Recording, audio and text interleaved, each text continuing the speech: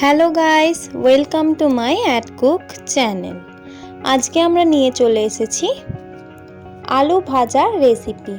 এই আলু ভাজা রেসিপি কিন্তু আমরা নারকেল ভাতের সাথে বা যে কোনো অকেশানে খেতে পারি। দেখে নেওয়া যাক এই রেসিপি। প্রথমে আমি এখানে এক পিস আলুর এরকম স্লাইস করেছি। এরকম আমরা পাতলা স্লাইসের রাখবো।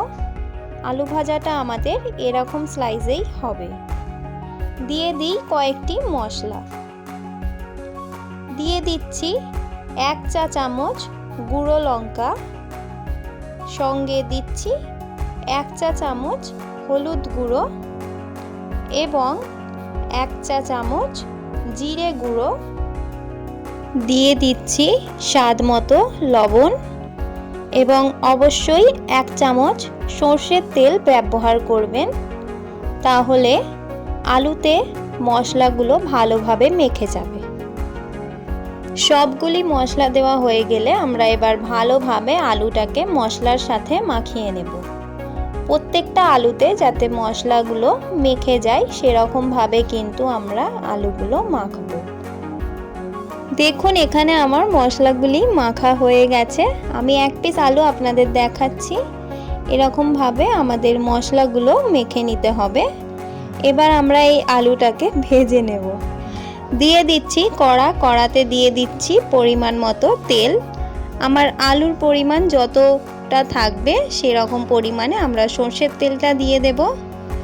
কড়াইয়ের চারিদিকে সর্ষের তেলটা মাখিয়ে নেব। কড়াইয়ের তেলটা আমাদের অল্প গরম হয়ে আসলে 50% আমরা একটা একটা করে আলু, যটা আলু আমাদের সেই তেলের মধ্যে ধরবে দিয়ে দেব আমরা আলুগুলো।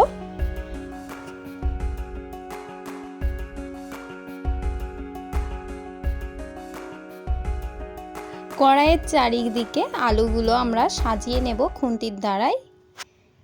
এখানে আমি একটা একটা আলু তেলের চারিদিকে ছড়িয়ে দিচ্ছি।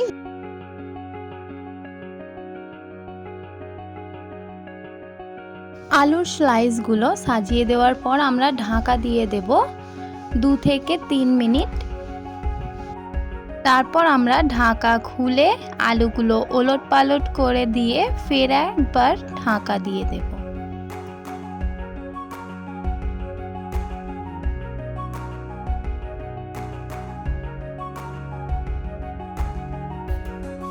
তারপর আমাদের আলুর এই পিঠটাও ভাজা হয়ে গেলে আমরা ঢাকনা খুলে এবার আমরা আলুটাকে একটা একটা করে তুলে নেব। এখন আমাদের আলু ভাজা পুরোপুরি রেডি হয়ে গেছে।